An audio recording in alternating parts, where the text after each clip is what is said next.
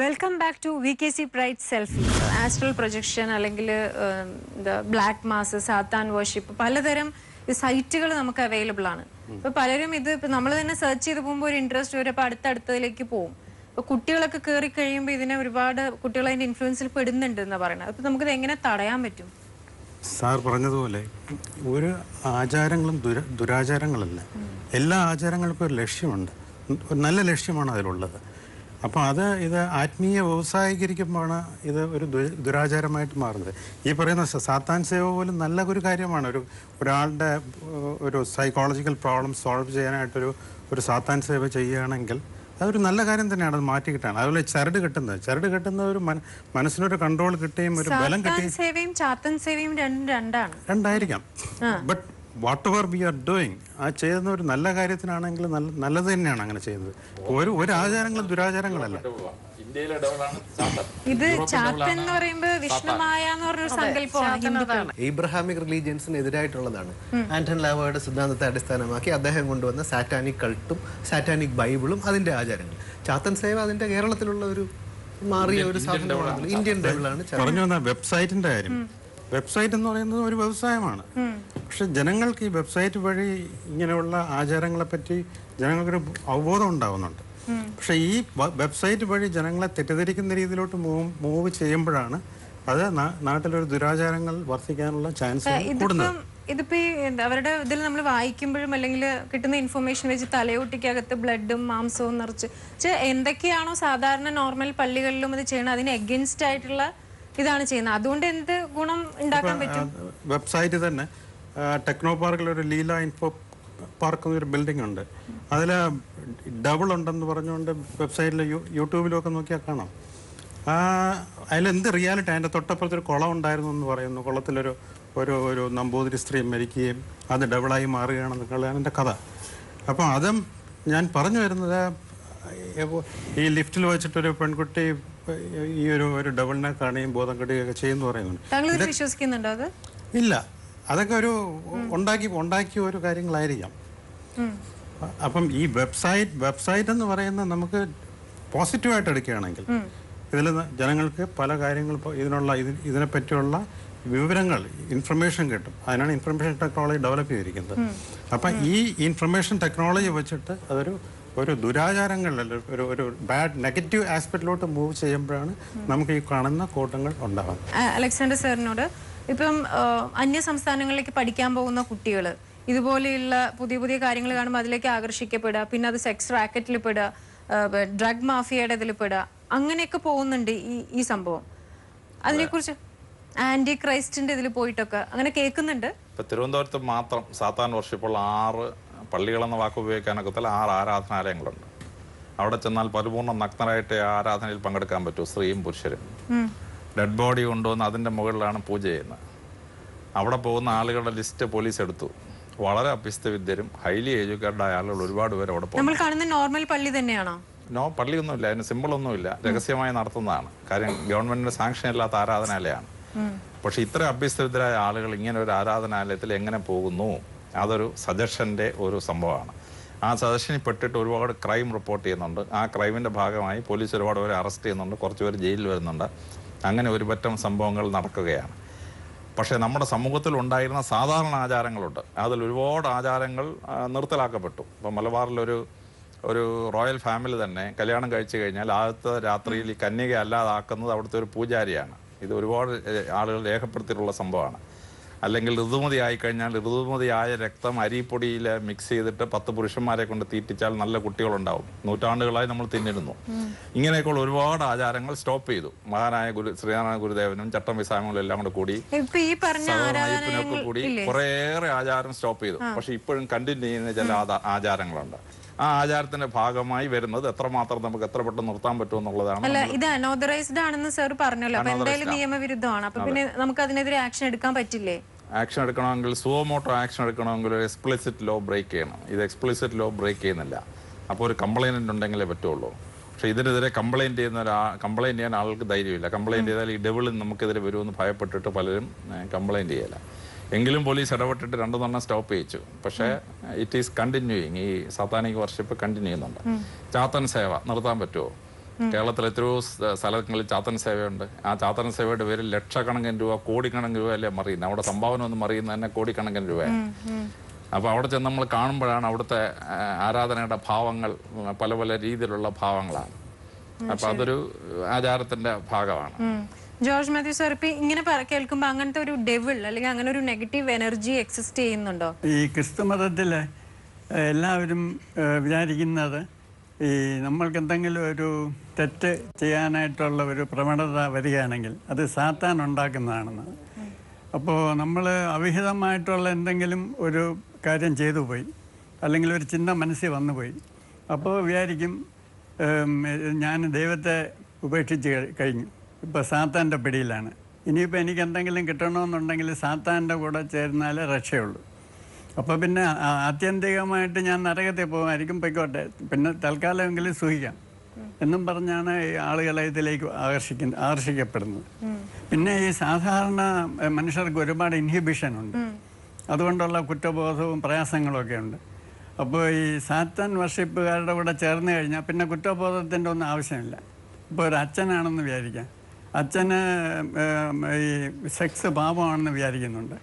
അപ്പോൾ അച്ഛന് സുന്ദരിയായ ഒരു പെണ്ണിനെ കണ്ട് അച്ഛന് വികാരം ഉണ്ടായി. അച്ഛൻ വിചാരിച്ചു ഞാൻ പോയി, ഞാൻ സാത്താൻ്റെ പിടിയിലായി, ഇനിയിപ്പോൾ എനിക്ക് സാത്താൻ്റെ കൂടെ പോയാലേ രക്ഷയുള്ളൂ. അപ്പോൾ അച്ഛൻ കൂടോത്രം പ്രാക്ടീസ് ചെയ്യാൻ തുടങ്ങി, ദൈവത്തിനെ വിട്ട് സാത്താൻ്റെ കൂടെയായി. പിന്നെ അച്ഛൻ എന്ത് വേണമെങ്കിലും ചെയ്യാം, അച്ഛൻ ഒരു ഇൻഹിബിഷനും ഇല്ല. അപ്പോൾ ഇങ്ങനെ കിട്ടുന്ന ഒരു ഫ്രീഡം, അതിൽ കൂടെ ചിലപ്പം എന്തെങ്കിലും ഒരു സാധാരണഗതിയിൽ ഇല്ലാത്ത ഒരു ശക്തിയും അച്ഛന് കിട്ടിയെന്ന് വരാം. കാരണം ഈ എക്സ്ട്രീം ഗുഡ്, നന്മയ്ക്ക് ഒരു ശക്തി ഉള്ളതുപോലെ ഈ അങ്ങേ അറ്റത്തെ തിന്മയ്ക്കും ഒരു ശക്തി, എനർജിയാണ് അത്. നമുക്ക് നന്മയാക്കാം തിന്മയാക്കാം എന്നല്ലേ. ഇപ്പൊ ഡോക്ടർ മേരി ജോർജ് മാം, ഇപ്പം സാർ പറഞ്ഞു ഒരുപാട് ഇതിനു വേണ്ടി പണം ഒഴുകുന്നുണ്ട്, അല്ലെങ്കിൽ ഇതൊരു വലിയ ബിസിനസ് ആയിട്ട് മാറിക്കൊണ്ടിരിക്കുകയാണ്. അപ്പൊ അങ്ങനെ വരുന്ന പണവും ഇല്ലീഗൽ തന്നെയല്ലേ നമ്മുടെ നാട്ടില്?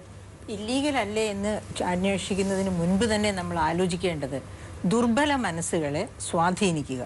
അങ്ങനെ സ്വാധീനിച്ച് അവർക്ക് ഇങ്ങനെ ഈ തരത്തിലുള്ള ബ്ലാക്ക് മാജിക്കിന് വിധേയരാവുകയാണെങ്കിൽ ഒരുപാട് പ്രയോജനങ്ങൾ, അതായത് പഠനത്തിൽ മുന്നേറാൻ കഴിയുക, അല്ലെങ്കിൽ മത്സരങ്ങളിൽ വിജയിക്കാൻ കഴിയുക, അതുമല്ലെങ്കിൽ സാമ്പത്തികമായിട്ട് മുന്നേറുക, ബിസിനസ്സിൽ മുന്നേറുക, ഇങ്ങനെ പലതരത്തിലുള്ള ആശയങ്ങൾ, അതായത് മുന്നേറ്റത്തിന് അല്ലെങ്കിൽ ജീവിത വിജയത്തിനുള്ള വലിയ ഒരു ശക്തി കേന്ദ്രമാണ് ഈ ബ്ലാക്ക് മാജിക്കിലുള്ളത് എന്ന് വിശ്വസിപ്പിക്കുക. അങ്ങനെ വിശ്വസിപ്പിച്ചു കഴിഞ്ഞാൽ അതിൽ വിശ്വസിച്ച് കുറേശ്ശെ പണം, പിന്നെ ഈ ബ്ലാക്ക് മാജിക്കിൻ്റെ ഒറിജിൻ ആരാണോ ഇത് പോപ്പുലറൈസ് ചെയ്യുന്നത് അവരെ ഏൽപ്പിക്കുന്നു.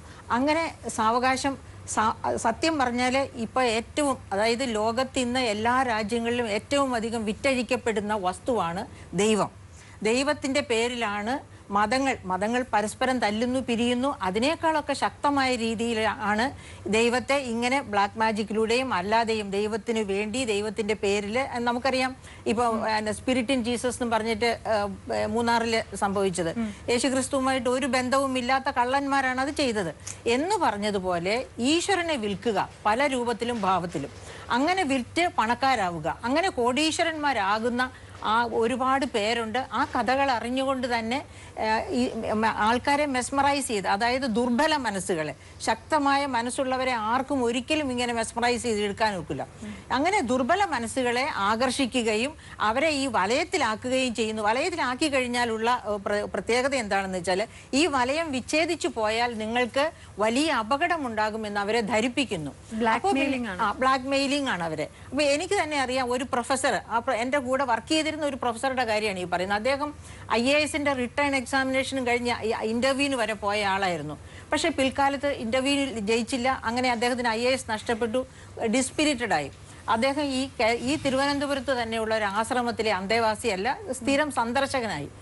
ഇവര് അദ്ദേഹത്തെ സ്വാധീനിച്ച് അദ്ദേഹത്തിന്റെ ദുർബല മനസ്സിനെ സ്വാധീനിച്ച് പതുക്കെ അദ്ദേഹത്തിന്റെ ശമ്പളം കിട്ടുന്നത് ആ ആശ്രമത്തിലേക്ക് കൊണ്ടേ കൊടുക്കുന്ന ഒരു രീതിയിലെത്തിച്ചു. അങ്ങനെ ശമ്പളം, പിന്നെ അതുപോലെ അദ്ദേഹത്തെ കൊണ്ട് ഗവൺമെന്റിൽ നിന്നുള്ള വായ്പ എടുപ്പിച്ച് അതും ആശ്രമത്തിന് തന്നെ, ഇങ്ങനെ എല്ലാ തരത്തിലും അദ്ദേഹത്തെ പോപ്പറാക്കി, അതായത് ഒരു പെനിലെസ് ആക്കി തീർത്തതിന് ശേഷം അദ്ദേഹത്തെ തള്ളിക്കളഞ്ഞു. പിന്നെ അദ്ദേഹം മാനസിക രോഗിയായി ആ തരത്തില് അവസാനം മരിക്കുകയാണ് ഉണ്ടായത് ആ പ്രൊഫസർ. അപ്പൊ ഇതുപോലെ സാമ്പത്തികമായ എന്താ പറയുക എക്സ്പ്ലോയിറ്റേഷന് വേണ്ടി, ചൂഷണത്തിന് വേണ്ടി തന്നെയാണ് ദുരാചാരങ്ങൾ. പൈസ ഉണ്ടാക്കാൻ പൈസയോടുള്ള ആർത്തി ആണ് ഇങ്ങനെ ദുരാചാരങ്ങൾ ഇതിന്റെ പുറകിലുള്ളവർക്ക് പൈസയോടുള്ള ആർത്തിയാണ്. അതേ സമയത്ത് ആർത്തിയുള്ളവരെയാണ് ഇവർ കണ്ടുപിടിക്കുന്നത്. കള്ളപ്പണം സൃഷ്ടിക്കുന്നവര്, കള്ളനോട്ട് അടിക്കുന്നവരുടെ അതേ എന്താ പറയുക സൈക്കോളജി തന്നെയാണ് ഇത്തരക്കാരുടെയും മുമ്പിലുള്ളത്. ആസ്ട്രൽ പ്രൊജക്ഷനുമായിട്ട് ബന്ധപ്പെട്ട വിവാദങ്ങൾ നമ്മളെ ഈ ട്രിവാൻഡ്രം നഗരത്തിൽ വന്നപ്പോൾ അതുമായി ബന്ധപ്പെട്ട് എങ്ങനെയാണ് വേദഗ്രന്ഥത്തിൻ്റെ സമീപനം, പൊതുവേ ഞാൻ മനസ്സിലാക്കുന്നു ഇങ്ങനെ ഒരു ചെകുത്താൻ സേവയെ ബൈബിളും പ്രോത്സാഹിപ്പിക്കുന്നില്ല, വിശുദ്ധ ഖുർആൻ ഏതായാലും പ്രോത്സാഹിപ്പിക്കുന്നില്ല എന്ന് വിശുദ്ധ ഖുർആൻ്റെ ഒരു പഠനത്തിൽ നിന്ന് എനിക്ക് മനസ്സിലാക്കാൻ കഴിയും. രണ്ട് വിഷയമുണ്ട്.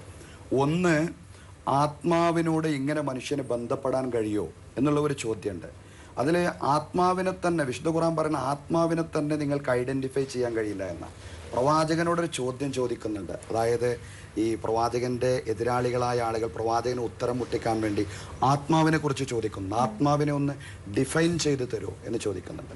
അപ്പോൾ അതിൻ്റെ ഒരു അറബി വചനം ഇപ്രകാരമാണ്: യസ് അലൂനക്കാനി റൂഹ് കുലിർ റൂഹു മിൻ അംരി റബ്ബി. ആത്മാവിനെ കുറിച്ച് അവർ നിങ്ങളോട് ചോദിക്കും, അതിന് നിങ്ങൾ ഡിഫൈൻ ചെയ്ത് കൊടുക്കണം. നിങ്ങൾ പറയേണ്ടത് ആത്മാവ് ദൈവത്തിൻ്റെ കാര്യങ്ങളിൽപ്പെട്ടതാണ്, ദൈവത്തിന് മാത്രം അറിയുന്ന കാര്യമാണ്. അപ്പോൾ ഒരു പ്രൊഫറ്റിന് പോലും അത് ഡിഫൈൻ ചെയ്യാൻ. ചർച്ച തുടരുന്നു. ഇങ്ങനത്തെ ആചാരങ്ങൾ അല്ലെങ്കിൽ വിശ്വാസങ്ങൾ അതിനെന്തെങ്കിലും ശാസ്ത്രീയ അടിത്തറ ഉള്ളതായി തോന്നിയിട്ടുണ്ടോ? ശാസ്ത്രീയ അടിത്തറയല്ല, സുഖലോലുപം. വീട്ടിലിരിക്കുന്ന മക്കളടക്കം, സ്ത്രീകൾ, വെറുതെ ഇരിക്കുന്ന സ്ത്രീകളടക്കം ഇന്റർനെറ്റിലേക്കൂടെ വേറൊരു ലോകത്തിലേക്കാണ് ഇന്ന് സഞ്ചരിക്കുന്നത്. അച്ഛനമ്മ ബന്ധം ഇല്ലെങ്കിൽ ആ ഒരു കെട്ടുറപ്പ് അതെല്ലാം പോയി. ഒരു കുട്ടി ഒരു 2 വയസ്സില്ലെങ്കിൽ 1 വയസ്സ് മുതൽ കൊണ്ട് ഒരു അച്ഛനും അമ്മയും കുട്ടിയുടെ ശല്യം തീർക്കാൻ ആദ്യം കൊടുക്കുന്നത് ഫോണാണ്. ഈ കുട്ടി ആദ്യമേ ഈ ഫോണിലൂടെയുള്ള ഒരു ലോകത്തിലേക്കാണ് ഇന്നത്തെ ആ ഒരു സമൂഹം കടന്നു വരുന്നത്. ഈ കുട്ടിയുടെ മനസ്സിൽ അച്ഛൻ അമ്മ എന്നുള്ള ബന്ധത്തിലുപരി ഇതിൻ്റെ അകത്തിരിക്കുന്ന നെഗറ്റീവായിട്ടുള്ള കാര്യങ്ങളാണ് അവൻ ഇപ്പൊ തന്നെ നോക്കിക്കോ. ഏത് കുട്ടികളും ആദ്യം തുറക്കുന്നത് വെടിവെച്ച് കൊല്ലുന്ന കുറെ വീഡിയോ ഗെയിംസ് ആയിരിക്കും, ഇല്ലെങ്കിൽ രക്തം കാണുന്ന വീഡിയോ. ഇത് കുട്ടികളിൽ അമിതമായിട്ടുള്ള ഉത്സാഹം ഉണ്ടാക്കുന്നുണ്ട്. ഇതിനോടനുബന്ധിച്ച് ഇപ്പോൾ പല സ്റ്റേറ്റിൽ നിന്നും ഈ കേരളത്തിലോട്ട് പല വ്യക്തികൾ ഈ പറയുന്ന നെഗറ്റീവ് എനർജിയെ പൂജിക്കുന്ന ആളുകൾ വരുന്നുണ്ട്. അവരുടെ ലക്ഷ്യം ഒന്ന് മാത്രമേ ഉള്ളൂ: പെൺസുഖം ആൻഡ് ഡ്രഗ്സ്. ഇതിനടിമയാകുന്ന സ്ത്രീകൾ അവരൊരു പ്രാവശ്യം അവിടെ പോകുമ്പോൾ അവിടെ വീഞ്ഞിന് പകരം രക്തം കലക്കി കൊടുക്കുന്നു എന്ന് പറയുന്നതിൽ ഡ്രഗ്സ് ആണ്. ഡ്രഗ്സിന്റെ കണ്ടന്റ് അതിരൂക്ഷമായുണ്ട്. അത് കഴിച്ചു കഴിയുമ്പോൾ അവർ വിചാരിച്ചിരിക്കുന്നത് ഇത് ഏതോ ഒരു ലോകത്തിൽ, ഇവർ പറയുന്നൊരു ലോകത്തിലേക്കാണല്ലോ നമ്മൾ പോകുന്നതെന്ന്. പക്ഷെ ഇത് അവരുടെ ശരീരത്തിന് അഡിക്റ്റായി മാറുമ്പോൾ അവർക്ക് ഇവിടുന്ന് മാറാൻ പറ്റാത്തൊരവസ്ഥ വരുന്നു. ഈ മാറാൻ പറ്റാത്ത അവസ്ഥ വരുമ്പോൾ അവർ അതിലേക്ക് ഒഴുകി പോവുകയാണ് പിന്നീട് അങ്ങോട്ട്. അവിടെ ഫ്രീ ആയിട്ട് ആണുങ്ങൾ ഇവരെ ഉപയോഗിക്കുക ചെയ്യുന്നത്. ഈ ഒരു സമൂഹത്തിൽ ഇന്ന് നടക്കുന്നത് അതാണ്. ഈ പറയുന്ന എനർജി ഇപ്പൊ ഡ്രഗ്സ് ആണ്. യെസ്. അല്ലാതെ ഇതിന്റെ ഉള്ളിൽ വേറെ യാതൊരുവിധ നെഗറ്റീവും ഇല്ല, പോസിറ്റീവും ഇല്ല. ഇവിടെ ഫ്രീ ആയിട്ട് കിട്ടുന്ന 1 ഔൺസ് വൈനിന്റെ അകത്ത് കിട്ടുന്ന കുറെ ഡ്രഗ്സ് കഴിക്കുക, അതിനോടനുബന്ധിച്ച് മനുഷ്യൻ മൃഗത്തിലോട്ട് പോവുക, അവൻ കാട്ടിക്കൂട്ടുന്ന കോപ്രായങ്ങളാണ് ഇന്ന് കേരളം അനുഭവിക്കുന്നത്. ടെക്നോളജിക്കൽ ഡെവലപ്മെന്റ് ഉണ്ടായേ പറ്റുള്ളൂ. അത് ഉപയോഗിക്കുന്നതിലുള്ള പോരായ്മകളാണ് നമ്മൾ കാണുന്നത്. സ്വയം നിയന്ത്രിച്ചാലേ സാധിക്കുള്ളൂ. അതെ, സ്വന്തം കുടുംബം, സ്വന്തം മക്കൾ, സ്വന്തം മക്കളെ തന്നെ തോന്നണം. മാഡം പറഞ്ഞ ഒരു പ്രൊഫസർ ബിജി, പൊതുജീവിതത്തിൽ മനുഷ്യനെ ഏറ്റവും അധികം സ്വാധീനിക്കുന്ന 2 ഘടകങ്ങളാണ്. അതൊന്ന് രാഷ്ട്രീയവും മറ്റൊന്ന് മതവുമാണ്.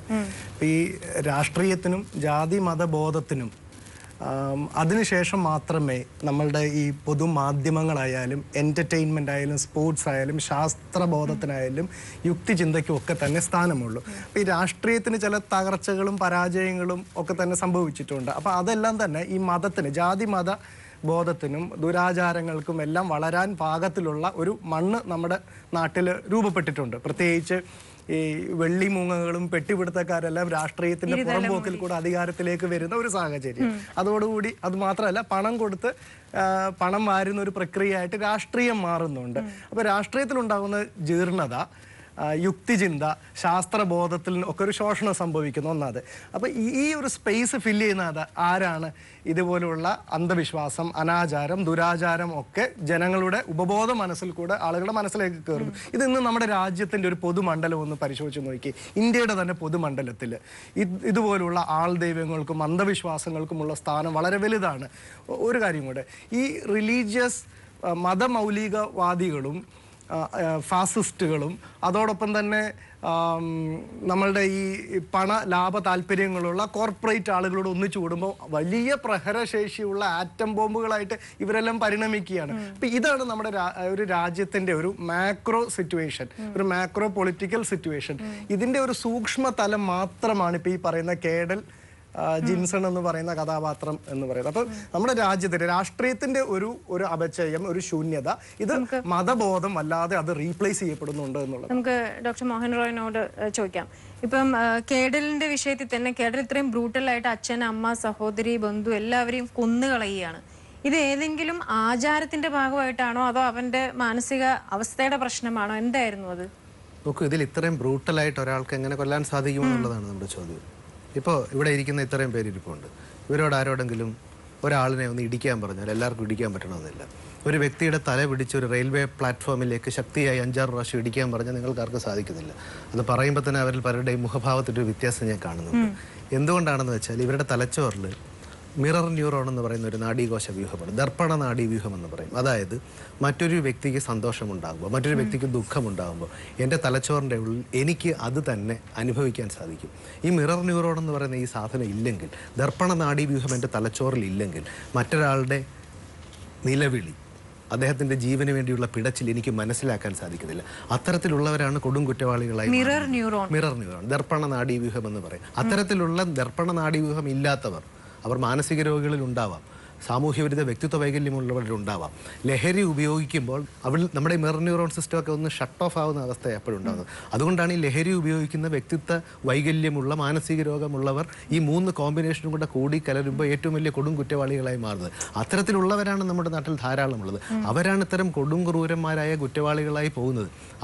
അവരിൽ നിന്നാണ് നമുക്ക് സമൂഹത്തിൽ ഇതിൽ ആചാരവും ദുരാചാരവും കൂട്ടിക്കുഴയ്ക്കുന്നതാണ്. ഇത് ഇങ്ങനെ ഒരു സംഭവം ആദ്യത്തെ ദിവസം അദ്ദേഹം അത് പറഞ്ഞു എന്നതുകൊണ്ടാണ് ഇത്രയും വന്നത്. അതിനുശേഷം ആരും ഇതിനെക്കുറിച്ചൊന്നും പറഞ്ഞിട്ടില്ല.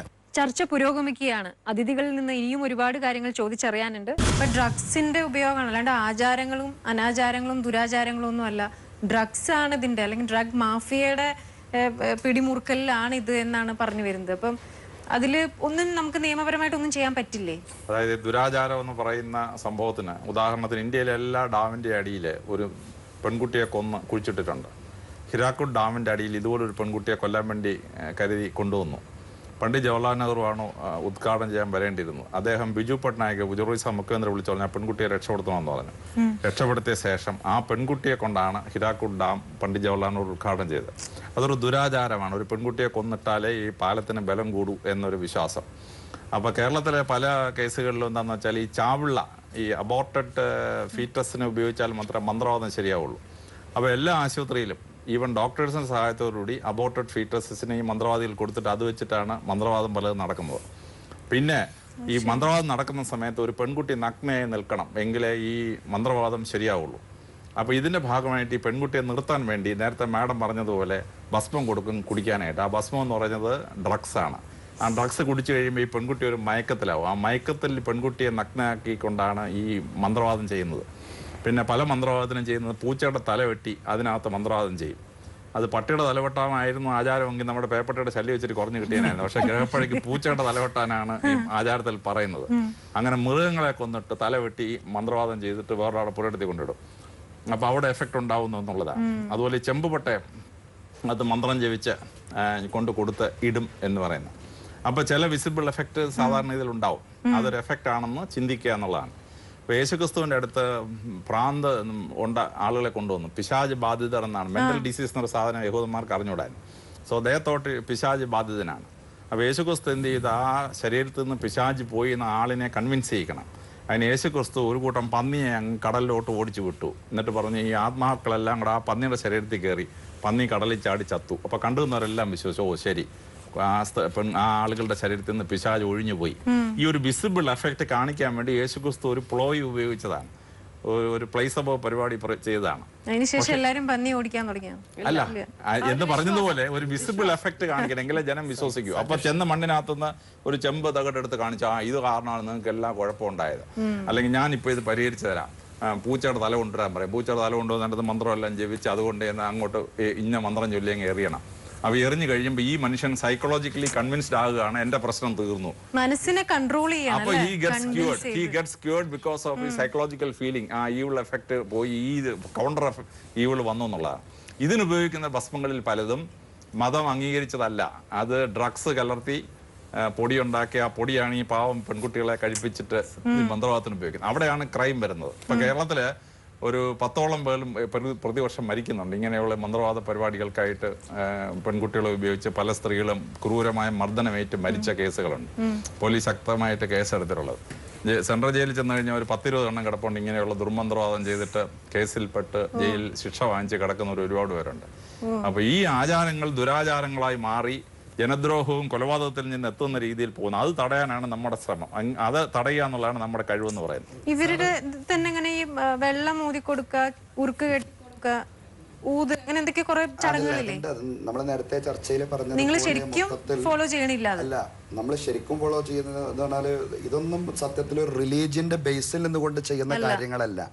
ഓരോ ജനങ്ങളെ ഒരു നേരത്തെ പറഞ്ഞതുപോലെ ഒരു സൈക്കോളജിക്കൽ എഫക്റ്റ് എന്ന് പറഞ്ഞാൽ ഒരു മനഃശാന്തിക്ക് വേണ്ടിയിട്ട് ഓരോന്ന് ചെയ്യുകയാണ്. സത്യത്തിൽ ഇതെന്താണ് ഈ ബേസിക്കലി ഗ്രന്ഥങ്ങൾ, വേദഗ്രന്ഥങ്ങൾ എന്താണ് ഇതിനെ സംബന്ധിച്ച് പറയുന്നത് എന്ന് അടിസ്ഥാനപരമായിട്ട് ഈ ഇത് ചെയ്യുന്ന ആളുകൾ ചെക്ക് ചെയ്യാത്തത് കൊണ്ടുള്ള ഒരു പ്രശ്നമാണ് ഈ ഫീൽഡിലൊക്കെ നമ്മൾ ഫേസ് ചെയ്യുന്നത്. ഇതില് ഒരു ഞാൻ മനസ്സിലാക്കുന്നത് വിശുദ്ധ ഖുർആൻ ഏതായാലും ഇങ്ങനെയുള്ള ഒരു ഉറുക്കോ മന്ത്രമോ അതല്ലെങ്കിൽ കൂടോത്രമോ ഇതിനൊന്നും ഒരു പ്രോത്സാഹനം നൽകിയിട്ടില്ല എന്ന് മാത്രമല്ല ഈ അർത്ഥത്തിൽ മനുഷ്യന് പിശാചിനെ സ്വാധീനിക്കാൻ കഴിയില്ല എന്നുള്ളതാണ്. അപ്പൊ ഈ ബാധ ഒഴിപ്പിക്കൽ അല്ലെങ്കിൽ അങ്ങനത്തെ കുറെ അത് എല്ലാ മതവിശ്വാസികളുടെ ഇടയിലും കണ്ടിട്ടുണ്ട്. രസകരമായ ഒരു ശാസ്ത്രീയ വശമുണ്ട്. ഈ ശാസ്ത്രീയ വശം എന്താണെന്ന് അതിന് മുമ്പേ സാറ് സൂചിപ്പിച്ചു, പ്ലസീബോ എഫക്ട് എന്ന് പറഞ്ഞു. പ്ലസീബോ എഫക്ട് എന്ന് പറഞ്ഞാൽ യഥാർത്ഥത്തിൽ നമ്മൾ പഴയ ഒരു കഥ കേട്ടിട്ടുണ്ട്. ഒരു ഡോക്ടർ എടുത്ത് ഒരാൾ അസുഖമായി ചെല്ലുന്നു. അധികം വിദ്യാഭ്യാസമില്ലാത്ത ഒരാൾക്ക് ഡോക്ടർ ഒരു കുറിപ്പടി എഴുതിയിട്ട് ദിവസം 3 നേരം കഴിച്ചോളൂ എന്ന് പറഞ്ഞു. ഇദ്ദേഹം പോയി ഈ കുറിപ്പടി 3 കീറി ദിവസം 3 നേരം കഴിക്കുകയും അസുഖം മാറുകയും ചെയ്തു. അതൊരു വിശ്വാസമാണ്. ഈ വിശ്വാസം എന്ന് പറഞ്ഞതുപോലെ ഈ ദുർബല മനസ്സായ ആൾക്കാരാണ് ഇത്തരം കാര്യങ്ങളിലേക്ക് പോകുന്നത്. ഇവർക്ക് ഇവരുടെ ദുർബല മനസ്സിനെ ഒന്ന് ആശ്വസിപ്പിക്കാനായിട്ടാണ് നമ്മൾ ഈ സാധനം എടുത്ത് സാറ് പറഞ്ഞ പോലെ പൂച്ചയുടെ തലയെ കെട്ടാം, നമുക്ക് പാലമരത്തെ തറയ്ക്കാം, അല്ലെങ്കിൽ നമുക്ക് വേണേൽ ഒരു ഇനിയുള്ള കാലത്ത് ചിലപ്പോൾ ഒരു റോബോട്ടിൻ്റെ അകത്താക്കി റോബോട്ടിനെ അങ്ങ് അന്തരീക്ഷത്തിലേക്ക് കടത്തി വിട്ടാലും മതിയായിരിക്കും. അപ്പോൾ അവർക്ക് മാനസികമായ ഒരു സുഖം നൽകാൻ വേണ്ടി മാത്രമാണ് ഇത് ചെയ്യുന്നത്. അത്തരത്തിൽ ദുർബല മനസ്സുള്ള ആൾക്കാർക്ക് പ്രശ്നങ്ങളുണ്ട്. നമ്മുടെ സാധാരണ പറഞ്ഞാൽ മാനസികമായി പ്രശ്നമുള്ള ആൾക്കാർക്ക് ഇത്തരത്തിലുള്ള അനുഭവങ്ങൾ ഉണ്ടാകും.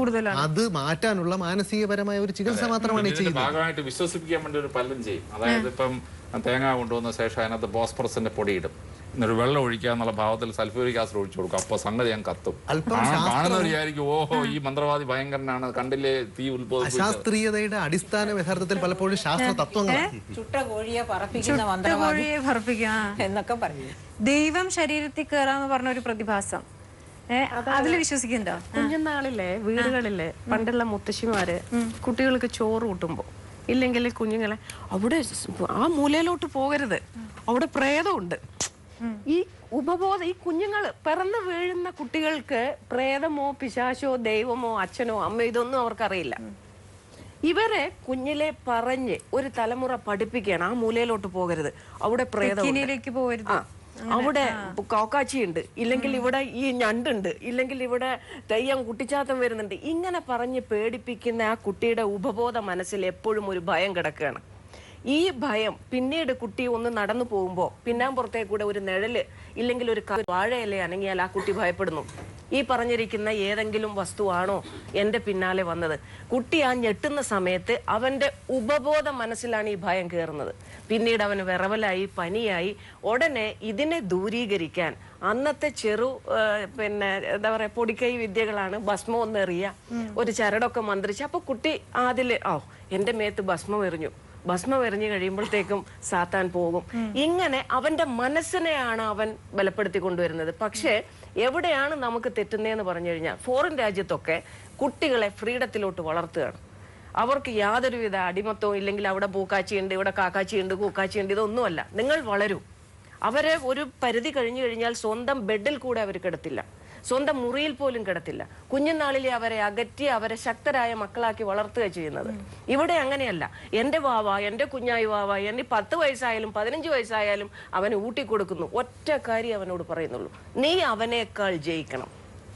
അല്ലെങ്കിൽ നീ സമൂഹത്തിൽ നല്ലവനാകണം, ഇല്ലെങ്കിൽ അച്ഛനമ്മമാരെ സ്നേഹിക്കണം, ഇല്ലെങ്കിൽ സമൂഹത്തിൽ നിനക്കൊരു വ്യക്തിത്വം ഉണ്ടാകണം എന്നല്ല പഠിപ്പിക്കുന്നത്. അവനേക്കാൾ നീ ഒന്നാമനാകണം. അത് ഡാൻസ് ആകട്ടെ, സ്പോർട്സ് ആകട്ടെ, പഠിപ്പാകട്ടെ, ഇനി എന്തോ ആകട്ടെ, അത് നെഗറ്റീവോ പോസിറ്റീവോ. ഒരുത്തനെ കൊല ചെയ്യുന്നുണ്ടെങ്കിലും അവനേക്കാൾ 5 കുത്ത് നീ കുത്തിയിരിക്കണം. ഇതാണ് ഇന്നത്തെ കാലത്ത് പഠിപ്പിച്ചു കൊടുക്കുന്നത്. ആചാര വിചാര വിശേഷങ്ങൾ ഇനിയുമുണ്ട്. നമ്മുടെ സമൂഹത്തിൽ ഈ ആഭിചാര ക്രിയകൾക്കും അന്ധവിശ്വാസങ്ങൾക്കും യഥാർത്ഥത്തിൽ പ്രതിക്കൂട്ടിലാവേണ്ടുന്നതും ആയിരിക്കുന്നതും യഥാർത്ഥത്തിൽ എസ്റ്റാബ്ലിഷ്ഡ് ആയിട്ടുള്ള മതസ്ഥാപനങ്ങളാണെന്ന് ഞാൻ വിശ്വസിക്കുന്ന ആളാണ്. അതിന് കാരണം ഈ മേരി ടീച്ചർ ഇപ്പോൾ സൂചിപ്പിച്ചതുപോലെ ലോജിക്കലായിട്ടും ക്രിട്ടിക്കലായിട്ടും ഒരു മതവിശ്വാസത്തെ, മതഗ്രന്ഥത്തെ റീസൺ ചെയ്യാനോ ഒന്നും അവരെ പ്രേരിപ്പിക്കുന്നില്ല, പഠിപ്പിക്കുന്നില്ല. സാധാരണക്കാര് ഒരു മനുഷ്യനെയും ജനിക്കുന്ന കൊച്ചുകുട്ടി മുതൽ ആ വിശ്വാസത്തിന്റെ ഭാഗമായിരിക്കുന്ന സമൂഹത്തെയും കുടുംബത്തെയും ഒന്നും ക്രിട്ടിക്കലായിട്ട് അത് മനസ്സിലാക്കാനോ പഠിക്കാനോ വിശകലനം ചെയ്യാനോ ഒരിക്കലും പ്രേരിപ്പിക്കുന്നില്ല. അതാണ് ഒരു പ്രധാന പ്രശ്നം. ഒരു മനുഷ്യന്റെ ഏറ്റവും ജൈവികവും നൈസർഗികവുമായ ഒരു പ്രത്യേകത എന്ന് പറയുന്നത് സ്വതന്ത്രമായി ചിന്തിക്കുക എന്നുള്ളതാണ്. ആ സ്വതന്ത്രമായി ചിന്തിക്കാൻ വിടാതെ അന്ധവിശ്വാസങ്ങൾക്കും ആൾദൈവങ്ങൾക്കും മതസ്വാധീനത്തിനും അടിമയാക്കി പൂർണ്ണമായി വിധേയപ്പെടുത്തി ജീവിക്കാനായിട്ടാണ് ഈ എസ്റ്റാബ്ലിഷ്ഡ് ആയിട്ടുള്ള മത സംവിധാനങ്ങളെല്ലാം അറിഞ്ഞോ അറിയാതെയോ പ്രേരിപ്പിക്കുന്നത്. ഈ നമ്മൾ ഈ റിലീജിയൻ എന്ന് പറയുന്നത് മനഃപൂർവ്വമായി തിരഞ്ഞെടുക്കുന്ന ഒന്നല്ല. നമ്മൾ ഒരു പർട്ടിക്കുലർ മതത്തിൽ ജനിക്കുന്നത് കൊണ്ട്, അല്ലെങ്കിൽ ഒരു മതവിശ്വാസത്തിലുള്ള മാതാപിതാക്കൾക്ക് ജനിക്കുന്നത് കൊണ്ട് സ്വാഭാവികമായി നമ്മളിൽ വന്നു ചേരുന്ന ഒന്നാണ് നമ്മുടെ റിലീജിയൻ, മതം എന്ന് പറയുന്നത്. അപ്പം നമ്മളുടെ വിശുദ്ധ ഗ്രന്ഥങ്ങൾ എന്തുമായിക്കോട്ടെ, ആ ഗ്രന്ഥങ്ങളെ നമ്മൾ മനസ്സിലാക്കേണ്ടത് നമ്മൾ ഇന്ന് ജീവിക്കുന്ന പരിസരത്തിൽ നിന്നുകൊണ്ടായിരിക്കണം. അല്ലാതെ ഖുറാനിൽ പ്രവാചകന്റെ കാലഘട്ടത്തിൽ ആട് മേയിച്ച് ജീവിച്ചു എന്നും പറഞ്ഞ് കേരളത്തിൽ ഒരു പറ്റം ആളുകൾ അത്തരം ഒരു ജീവിത സാഹചര്യം തിരഞ്ഞെടുത്ത വാർത്ത കുറച്ച് നാൾ മുമ്പ് നമ്മൾ വായിക്കുകയുണ്ടായി. അത് ഒരു വിശ്വാസത്തിൽ മാത്രമല്ല, എല്ലാ വിശ്വാസത്തിലും ഇതുപോലെയുള്ള ചില ടൂളുകൾ അവരുടെ ജീവിതത്തിലേക്ക് കൊണ്ടുവരാനായിട്ട്, ഇപ്പം ക്രിസ്തുവിന്റെ പീഡാനുഭവവുമായി ബന്ധപ്പെട്ട് ദേഹം മുഴുവനും ദണ്ണിക്കുന്ന, അടിച്ച് പരിക്കേൽപ്പിക്കുന്ന, വേണമെങ്കിൽ ആണി പോലും ശരീരത്തിൽ അടിച്ച് ചേർക്കുന്ന ആചാരങ്ങൾ ലോകത്തെ ചില നാടുകളിൽ നടന്നതായിട്ട് നമ്മൾ വായിക്കുന്നു. യഥാർത്ഥത്തില് മതഗ്രന്ഥങ്ങളെ നമ്മൾ എങ്ങനെ വായിക്കേണ്ടത്? കോണ്ടെക്സ്ച്വൽ ആയിട്ടാണ് റീഡ് ചെയ്യേണ്ടത്. ഇന്നത്തെ പരിസരത്തിൽ ഇതിൻ്റെ അകത്ത് എഴുതിയിരിക്കുന്നതിൻ്റെ സാങ്കത്യം എന്താണ്, എൻ്റെ ജീവിതത്തിൽ അല്ലെ ഇന്നത്തെ കോണ്ടെക്സ്റ്റിൽ അതിൻ്റെ റെലവൻസ് എന്താണ്? അപ്പോൾ ആ ഒരു പരിസരത്തിൽ നിന്നുകൊണ്ട് വേണം നമ്മൾ വിശുദ്ധ ഗ്രന്ഥങ്ങളെ, വിശ്വാസത്തെ ഒക്കെ മനസ്സിലാക്കാൻ. അവിടെ വേണ്ടത് എന്താ? ഒരു ക്രിട്ടിക്കൽ റീഡിംഗ് ആണ്, ഒരു logical reading the text in the context എന്നുള്ളതാണ് ഏറ്റവും പ്രധാനം. അത് ഒരു മതവിശ്വാസങ്ങളും ഒരു കുടുംബങ്ങളിലും സമ്മതിക്കുന്നില്ല. അത് എസ്റ്റാബ്ലിഷ്ഡ് ആയിട്ടുള്ള റിലീജിയൻ സമ്മതിക്കില്ല, മതപൗരോഹിത്യം സമ്മതിക്കില്ല. മതം, മുത്തശ്ശി കഥകൾ തുടങ്ങിയ ഒരുപാട് സംഗതികളാണ് ഇപ്പൊ നമ്മൾ കാര്യമായിട്ട് ഈ വിഷയത്തിൽ. ഇതാണ് ഇതിന്റെ ഒരു കാരണം എന്നുള്ള രീതി. പക്ഷെ ഇതിനപ്പുറത്ത് സത്യത്തിൽ ഇപ്പൊ ഈ മുത്തശ്ശി കഥകൾ തന്നെ എടുക്കുക. ഇപ്പോഴത്തെ ഒരു ഫാമിലീസിനെ എടുത്ത് നോക്കുകയാണെങ്കിൽ മുത്തശ്ശിമാരുടെ കൂടെ ജീവിക്കുന്ന ഒരു ഫാമിലികൾ തന്നെ ചുരുക്കമാണ്. പക്ഷെ ഞാനിതിനേക്കാളൊക്കെ അപ്പുറത്ത് കാണുന്നത് ഇപ്പം നമ്മുടെ ദൃശ്യമാധ്യമങ്ങൾ പ്രചരിപ്പിച്ചുകൊണ്ടിരിക്കുന്ന ഒരുപാട് സീരിയലുകൾ, സിനിമകൾ, ഇതൊക്കെ യഥാർത്ഥത്തിൽ ഭൂതപ്രേതങ്ങളിൽ അധിഷ്ഠിതമാണ്. മിക്ക സിനിമകളുടെയും സീരിയലുകളുടെയും ഒരു കണ്ടന്റ് എടുത്ത് നോക്കുമ്പോൾ ഇത് കുഞ്ഞുങ്ങളെ വല്ലാണ്ട് സ്വാധീനിക്കുന്നു. ചെറിയ കുഞ്ഞുങ്ങളാണ് ഇത് കാണുന്ന, ഒരു വലിയൊരു വിഭാഗം എന്ന സ്ത്രീകളും കുഞ്ഞുങ്ങളാണ്. അപ്പൊ ഇത് കുഞ്ഞുങ്ങളെ ഇതിനേക്കാളൊക്കെ കൂടുതൽ സ്വാധീനിക്കുന്നുണ്ട്. കാരണം അതല്ലെങ്കിൽ മതം സ്വാധീനിക്കുന്നുണ്ട്, ശരിയാണ്. പക്ഷേ മതം, മുത്തശ്ശി ഇവരൊക്കെ സ്വാധീനിക്കുന്നതിനേക്കാൾ കൂടുതൽ സത്യത്തിൽ ഇന്ന് പ്രചരിപ്പിച്ചു കൊണ്ടിരിക്കുന്ന സീരിയലുകളും സിനിമകളും അതാണ് കൂടുതൽ സ്വാധീനിക്കുന്നത് എന്നാണ്. എന്ന് പറഞ്ഞാൽ ഇത്രയ്ക്കും ഡെവലപ്ഡ് ആയിട്ടുള്ള ഒരു സമൂഹത്തിൽ ഇപ്പോഴും പ്രേതഭൂത കഥകളാണ് സിനിമാ സീരിയലുകളുടെ ഒരു കണ്ടന്റ് ആയിട്ട് വന്നുകൊണ്ടിരിക്കുന്നത്. അത് കൂടി ഒരു സ്വിച്ച് ഓഫ് ചെയ്താൽ അത് ഓഫായി പോകുന്ന കാര്യമേ. എന്തുകൊണ്ട് അച്ഛനമ്മമാർ ഓഫ് ചെയ്യുന്നില്ല? ഞാനൊരു സിനിമാ നടിയാണ്, പക്ഷെ എന്റെ വീട്ടിൽ ഞാൻ 6 വർഷമായി സീരിയലോ ടിവിയോ കണ്ടിട്ട്. അത് എന്തുകൊണ്ടെന്ന് പറഞ്ഞു കഴിഞ്ഞാൽ, അത് കണ്ടിരിക്കുമ്പോൾ എന്റേതായിട്ടുള്ള ചിന്തകൾ, ഇപ്പം ആർക്കെങ്കിലും അറിയോ, ഞാൻ പത്രം വായിക്കാറില്ല, സിനിമയ്ക്ക് പോകാറില്ല, ഞാൻ TV കാണാറില്ല. പക്ഷേ എനിക്കുള്ള അറിവ് ഞാൻ നേടിയെടുക്കുന്നത് വായനയിലൂടെയാണ്. കാരണം ഞാൻ വായിക്കണം, വായിച്ചാൽ മാത്രമേ ഒരു വെറും 10ാം ക്ലാസ് പഠിച്ച ഒരു സ്ത്രീ ഞാൻ സംസാരിക്കണമെങ്കിൽ എന്റെ വായനാശീലമാണ് എന്നെ ഇവിടെ എത്തിച്ചത്. ഒരു വിദ്യാസമ്പന്നയായ ഒരു വ്യക്തിയെ കുറിച്ച് മാത്രം വിലയിരുത്തിക്കൊണ്ട് സമൂഹം അങ്ങനെയാണ് എന്ന് നമ്മൾ ധരിക്കരുത്. സമൂഹം എന്ന് പറഞ്ഞ വ്യത്യസ്ത തലങ്ങളിലാണ്. ഡോക്ടർ മതത്തിന്റെ റോളാണ് പറയുന്നത്. നമ്മളൊരു സൊസൈറ്റിയെ മൊത്തത്തിൽ, പൊതുസമൂഹത്തെയാണ് നമ്മൾ കാണേണ്ടത്. ആ പൊതുസമൂഹം എങ്ങനെയാണ് കാര്യങ്ങൾ അപ്രോച്ച് ചെയ്യുന്നതെന്നാണ്. ഒരു സിംഗിൾ പേഴ്സൺ എന്ത് ചെയ്യുന്നു എന്നുള്ളതല്ല. പൊതുസമൂഹം വല്ലാണ്ടത് കാണുന്നുണ്ട്. നമ്മളതൊരു നല്ല നല്ലൊരു സ്റ്റഡി നടത്തി നോക്കിയാൽ നമുക്കത് ഒബ്സർവ് ചെയ്ത് കഴിഞ്ഞാൽ കാണാവുന്നതാണ്. പൊതുസമൂഹം അതിന് നന്നായിട്ട് വിധേയപ്പെടുന്നു. ഒരു ജില്ലയിലെ ഒരു ഗ്രാമത്തില് അവര് ഈ SSLC പരീക്ഷ വരുന്ന സമയത്ത് ആ ഗ്രാമം കംപ്ലീറ്റ് സത്യപ്രതിജ്ഞ ചെയ്തു, ഞങ്ങൾ 7 മണി മുതൽ രാത്രി 10 മണി വരെ TV വെക്കില്ലാണ്. ആ ഓരോ വീടും സന്ദർശിച്ച ആളായി പത്തനംതിട്ട ആ ഭാഗത്ത് എവിടെയോ ആണത്. കാരണം അവര് ആ ഒരു കൂട്ടായ്മയിൽ അവര് തീരുമാനമെടുത്തു ഞങ്ങളുടെ വീട്ടിൽ TV ഓൺ ചെയ്യില്ല എന്നുള്ളത്. അങ്ങനെ നമ്മൾ തിരിച്ചു വരണം. നമ്മൾ ഒരു ദുർബലതയായി മാറരുത് റിമോട്ടും ടിവിയും എന്നുള്ളൊരു വസ്തു. TV ഓഫ് ആക്കണമെന്നോ അതല്ലെങ്കിൽ ദൃശ്യമാധ്യമങ്ങൾ കാണരുത് എന്നും നമുക്ക് പറയാൻ കഴിയും. നമ്മളത് ചെയ്യേണ്ടത് നമ്മുടെ സിനിമ സീരിയൽ മേഖലയെ അതാണ് പറഞ്ഞത്, കേവലം മതത്തെ മാത്രം നമ്മൾ ലോജിക്കലായിട്ട് വ്യാഖ്യാനിക്കണം. അതിൽ കൂടുതൽ ലോജിക്കൽ പ്രസന്റേഷൻ നമ്മുടെ കലാരംഗത്ത് വരണം. മതത്തിൽ നിന്ന് നമ്മളിപ്പോൾ സീരിയലാണ് ഏറ്റവും വലിയ കുഴപ്പം. തിരിച്ചാണ്. മതത്തിന് നേരത്തെ പറഞ്ഞ പോലെ നിർണായകമായ ഒരു സ്വാധീനമുണ്ട്. മതം എന്ന് പറയുന്നത് എപ്പോഴും ശാസ്ത്രത്തിനെതിരാണ്, ശാസ്ത്രീയതയ്ക്കെതിരാണ്. ശാസ്ത്രീയതയ്ക്കെതിരാണ് എന്നത് എന്തുകൊണ്ട് ഞാൻ പറയുന്നത് വെച്ചാൽ ശാസ്ത്രത്തെ മതം അംഗീകരിക്കുന്നില്ല. കാരണം കുറേ നാൾ ഭൂമിയായിരുന്നു നടുക്കെന്ന് പറഞ്ഞുകൊണ്ടിരുന്ന ആൾക്കാരാണ്. ഭൂമിയാണ് നടുക്ക് എന്ന് പറഞ്ഞപ്പോൾ അതല്ല എന്ന് പറഞ്ഞ ആൾക്കാരെ നമ്മൾ കൊല്ലാൻ ശ്രമിച്ചവരാണ്. ആ കൊന്നു എന്നുള്ളതിൻ്റെ കുറ്റം 400 വർഷം കഴിഞ്ഞിട്ടും അവർക്ക് തിരുത്താൻ സാധിച്ചിട്ടില്ല. മതം ശാസ്ത്രത്തിനെതിരാണ്. ശാസ്ത്രത്തിനൊരു രീതിയുണ്ട്. അത് നേരത്തെ പോപ്പറുടെ സിദ്ധാന്തം ഇവിടെ സൂചിപ്പിച്ചിട്ട് പോപ്പറുടെ സിദ്ധാന്തം അങ്ങനെയല്ല എന്ന് പറയാൻ ശ്രമിച്ചതുകൊണ്ട് ഞാൻ പറയുന്നത്. പോപ്പർ എന്ന് പറയുന്ന ആളിൻ്റെ അടിസ്ഥാനം ശാസ്ത്രത്തിൻ്റെ ഫിലോസഫി, ശാസ്ത്രത്തിൻ്റെ ഒരു തത്വശാസ്ത്രമുണ്ട്. അതിൻ്റെ അടിസ്ഥാനത്തിലാണ് നമ്മൾ ശാസ്ത്രം വിവക്ഷിക്കുന്നത്. അതിൻ്റെ അടിസ്ഥാനത്തിൽ ഇതുപോലെ ഒരു പേനയാണെന്ന് വെച്ചോളൂ. ഇതൊരു പേനയാണെന്ന് ഞാൻ പറഞ്ഞാൽ ശ്രീധന്യ ഇത് സമ്മതിക്കണമെന്നില്ല. ഇത് പേനയാണെന്ന് തെളിയിക്കണമെങ്കിൽ ശാസ്ത്രത്തിനൊരു രീതിയുണ്ട്. അതായത് ഇതൊരു പേനയാണെന്ന് എനിക്ക് 90% കൃത്യമായി പറയാൻ പറ്റും, 95% കൃത്യമായി പറയാൻ പറ്റും, 99% കൃത്യമായി പറയാൻ പറ്റും. അതിന് നമ്മൾ പണ്ട് ശാസ്ത്രത്തിൽ പഠിച്ച കെമിസ്ട്രി പഠിക്കുന്ന എൻ്റെ കൂട്ടുകാർക്ക് എക്സ്പെരിമെൻറ്റ്, ഒബ്സർവേഷൻ, ഇൻഫറൻസ്, പരീക്ഷണം, നിരീക്ഷണം, നിഗമനം. അപ്പോൾ ഇതിൽ എത്ര ശതമാനം കൃത്യതയോടുകൂടി ഇത് പറയണമെന്നുള്ളതിന് ശാസ്ത്രീയമായി നമുക്ക് എത്ര സാമ്പിൾ റിക്രൂട്ട് ചെയ്യണമെന്ന് നോക്കണം. അതായത് അങ്ങനെ വരുമ്പോൾ ആദ്യത്തെ നൾ ഹൈപ്പോത്തിസിസ് നേരത്തെ സൂചിപ്പിച്ചു. നൾ ഹൈപ്പോത്തിസിൽ നമ്മൾ പനിക്ക് സാധാരണ വാങ്ങിച്ചു കഴിക്കുന്ന ഗുളികയാണ് പാരസെറ്റമോൾ.